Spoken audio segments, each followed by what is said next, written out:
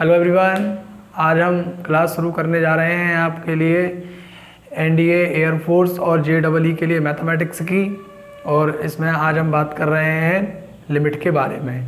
Limit क्या होती है, किस तरीके से लिमिट का यूज होता है, किस तरीके से किसी फंक्शन की लिमिट फाइंड की जाती है और किस तरीके से उस लिमिट से फंक्शन का वैल्यू फाइंड किया जाता है। ठीक है, लिमिट को हिंदी में सीमा बोलते हैं। ठीक है, तो आज हमारा टॉपिक है सीमा यानी कि लिमिट।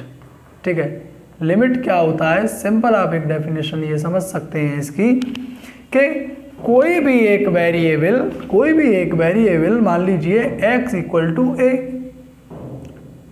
अगर कोई भी वेरिएबल इस कांस्टेंट टर्म को टेंड कर रहा है, अगर कोई वेरिएबल किसी कांस्टेंट टर्म a को, कांस्टेंट नंबर a को अगर टेंड कर रहा है, अग्रसर है उसकी तरफ, तो जो फंक्शन है आपके पास में वो फंक्शन भी एक फिक्स नंबर को टेंड कर रहा होता है। ठीक है, मैंने क्या कहा कि यदि कोई नंबर, जैसे कि एग्जैक्ट किसी नंबर पर इसका वैल्यू नहीं आ रहा है, सीधा मैं अगर इसकी वैल्यू निकालना चाहूँ x इक्वल टू a पर इसकी वैल्यू तो नहीं आ रही है, तो अगर ये x इस a को टेंड कर रहा है यानी कि a के नज़दीक जाने की कोशिश कर रहा है, यानी कि a के बिल्कुल करीब पहुँचने की कोशिश कर रहा है, तब a के नज़दीक जाने पर फंक्शन भी एक किसी कांस्टेंट नंबर को टेंड करेगा। देखिए किस तरीके से, मैं पहले एक एग्जांपल से आपको समझाता हूँ। फॉर एग्जांपल f(x) एक फंक्शन है आपके पास में x² - 1 अपॉन x - 1, और एट आप इसे चेक कर रहे हैं x इक्वल टू 1। आप चेक करिए ज़रा इसको, 1 अगर आप पुट करते हैं इसमें, 1 का स्क्वायर -1 1 - 1 मीन्स इसका वैल्यू आ जाएगा 0 n अपॉन 0, और ये वैल्यू होती है नॉट डिफाइन। ये नॉट डिफाइन वैल्यू होती है, इसका कोई वैल्यू नहीं होता है। 0 अपॉन 0, कोई बच्चा ये सोचे कि 0/0 यानी कि 1 नहीं हो सकता क्या, ऐसा नहीं होता है। ये नॉट डिफाइन वैल्यू है, इसका वैल्यू नहीं पता है कि इसका वैल्यू क्या होता है। तब हम एक नंबर यानी कि एक सिंबल का हम यूज़ करते हैं, जो टेंड वाला सिंबल आता है, टेंड, यानी अगर x टेंड कर रहा हो 1 को टेंड करने का मतलब x का वैल्यू नज़दीक हो 1 के, कहीं आसपास ही अगर इसका वैल्यू है, तब फंक्शन का वैल्यू देखिए क्या आएगा। जैसे मान लीजिए मैंने x का वैल्यू मान लिया 0.9, ये लगभग 1 के नज़दीक में ही है, कहीं ना कहीं 1 के बिल्कुल पास में ही होगा कहीं ना कहीं। तो इस पर अगर मैं वैल्यू इसकी फाइंड करता हूँ तो इसकी वैल्यू आती है 0.9 इक्वल टू 0.9 का स्क्वायर और -1 एंड 0.9 इसमें पुट करेंगे तो ये हो जाएगा 0.81 -1, और ये हो जाएगा यहाँ पर 0.1। इसको सब्ट्रैक्ट करूँगा तो ये भी माइनस का बचेगा, इसको सब्ट्रैक्ट करूँगा तो ये भी माइनस का आएगा 0.19, और ये आ जाएगा 0.1, माइनस से माइनस कट जाएगा, पॉइंट को रिमूव करूँगा तो 1.9। ये फंक्शन का वैल्यू आ रहा है। सिमिलरली ऐसे ही मैं इसी प्रकार से आपके सामने यहाँ पर 0.99 अगर मैं पुट कर देता हूँ तो इसका वैल्यू मेरे पास में आएगा 1.99। सिमिलरली और भी आप वैल्यूज़ यहाँ पर रख सकते हैं 1 के नज़दीक, 0.999, तो ये 1.999 इसका वैल्यू आता जाएगा। तो 0 आगे भी 999, तो ये आता जाएगा 0.999। इसी प्रकार से आप और भी सिमिलरली x का वैल्यू, जैसे कि मैं 1 के नज़दीक इस तरफ से जा रहा हूँ, ठीक है ना, लेफ़्ट साइड से यानी पीछे की तरफ से, यानी 1 की तरफ 1 यहाँ होगा तो इसके पीछे की तरफ से आ रहा हूँ, ठीक है ना, 0.99 0.999 0.999 ऐसे करके मैं इसकी तरफ जा रहा हूँ। अब मैं उस तरफ से आना चाहूँ, अब मैं आता हूँ मान लीजिए 1.1 से, ठीक है, ये भी 1 के नज़दीक ही है। तब मैं फंक्शन का वैल्यू निकालता हूँ तो फंक्शन का वैल्यू क्या आएगा, इस फंक्शन का वैल्यू ये आ जाएगा 1.1 का स्क्वायर -1, 1.1 -1, इसका 1 to 1 स्क्वायर हो जाएगा, एंड 1.1 -1 इसको सब्ट्रैक्ट कर दूंगा तो 0.21, और ये बचेगा 0.1, देन इसका वैल्यू आ जाएगा 2.1, यानी कि किस पर, 1.11 पर। सिमिलरली हम और भी पॉइंट्स यहाँ पर ले सकते हैं, किस प्रकार से, मैंने ले लिया 1.01, तो इसका वैल्यू आ जाता है 0.01, यानी 1 के हम नज़दीक जाने की कोशिश कर रहे हैं।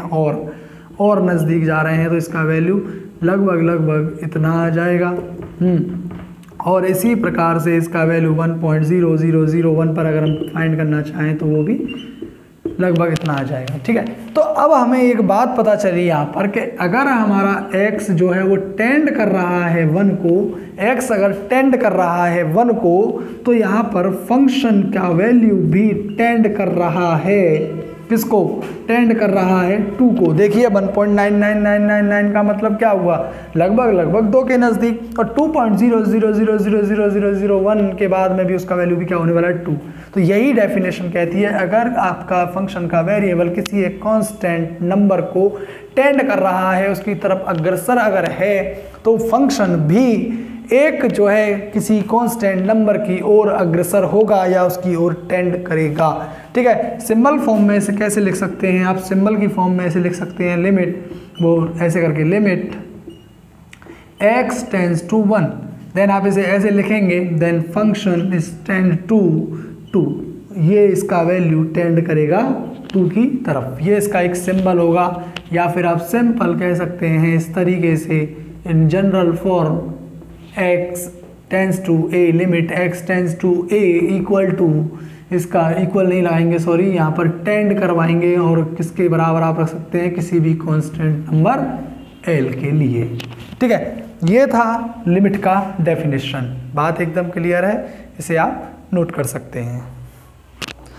अब बात आती है टाइप्स ऑफ लिमिट की। टाइप्स ऑफ लिमिट, देखिए टाइप्स क्या होती हैं? इसकी 2 टाइप होती हैं, पहली RHL, दूसरी LHL।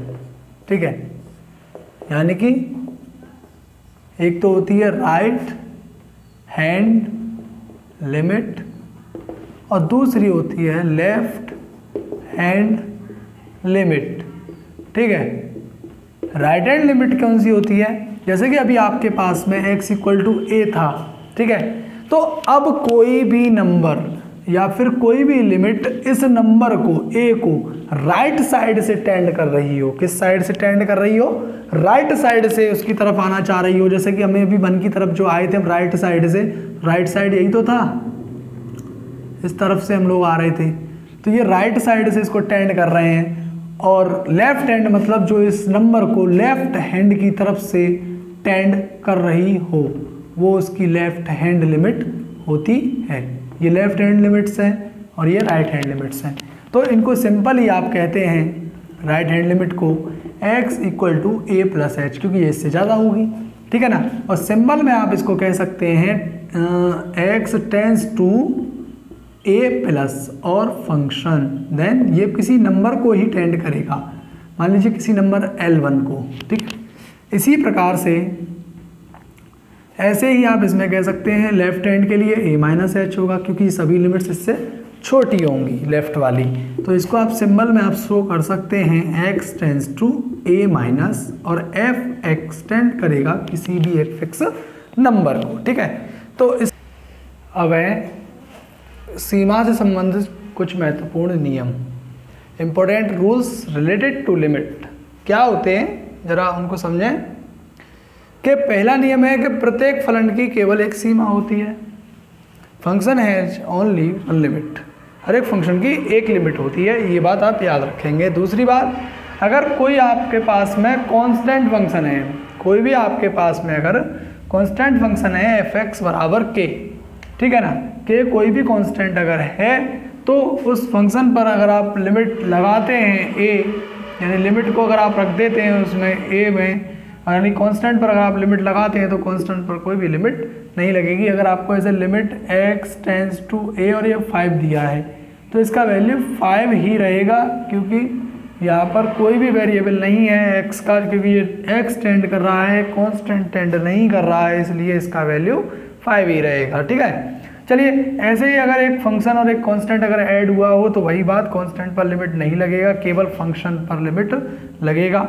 अगला, अगर कोई कांस्टेंट अगर मल्टीप्लाई में आ जाए किसी फंक्शन के तो कांस्टेंट अलग हट जाएगा और फंक्शन पर इसका लिमिट लग जाएगा। अगली बार में अगर ऐसे ही फंक्शंस एडिशन में हो या सब्ट्रैक्शन में हो, या तो दोनों फंक्शन जुड़े हुए हों या दोनों आपस में घट रहे हों, तो दोनों पर अलग अलग आप लिमिट को लगा सकते हैं, पहले फंक्शन पर अलग और प्लस या माइनस लगा करके दूसरे पर अलग। ऐसे ही 3-4 कितने ही फंक्शन अगर आपस में ऐड या सब्ट्रैक्ट हो रहे हैं तो उन सब पर आप उसी लिमिट को अलग अलग तरीके से बारी बारी प्रयोग में ला सकते हैं, यूज़ कर सकते हैं।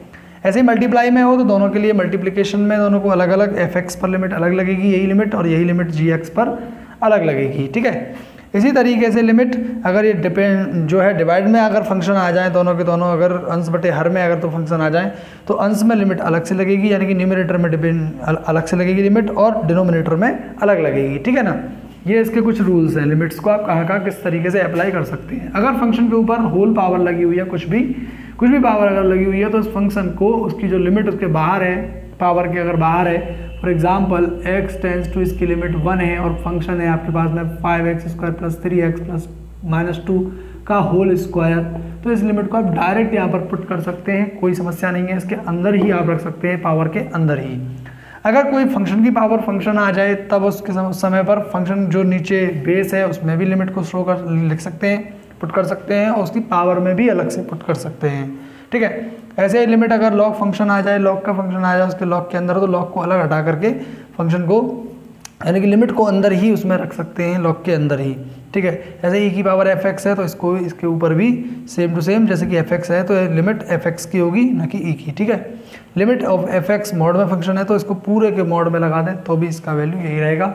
ये कुछ इंपॉर्टेंट रूल थे लिमिट के जिनको कि आप याद कर सकते हैं और ये आपको कैलकुलेशन में बहुत ही हेल्प करेंगे, ठीक है ना, हेल्प करेंगे आप लोगों की, ठीक है ना। उसमें ये यूज होते हैं कि किस तरीके से लिमिट को पुट करना है, मल्टीप्लिकेशन में, एडिशन में, सब्ट्रैक्शन में, पावर फंक्शन की पावर फंक्शन आ जाए उसमें, और किस तरीके से इसको आप लिमिट को पुट कर सकते हैं, ठीक है ना। तो ये सारी बातें रही लिमिट के बारे में, ठीक है। तो आज के वीडियो में सिर्फ इतना ही, लाऊंगा मैं अगले वीडियो में आपको कुछ क्वेश्चंस अटेम्प्ट कराऊंगा और आपको मैं एनडीए की यहाँ पर फुल सॉल्यूशन मैथमेटिक्स का कराने वाला हूँ। उसके लिए आप हमारे चैनल को सब्सक्राइब कर लें और अपने दोस्तों के साथ में शेयर भी कर दें, और वीडियो पसंद आया हो तो वीडियो को लाइक भी कर दें। धन्यवाद।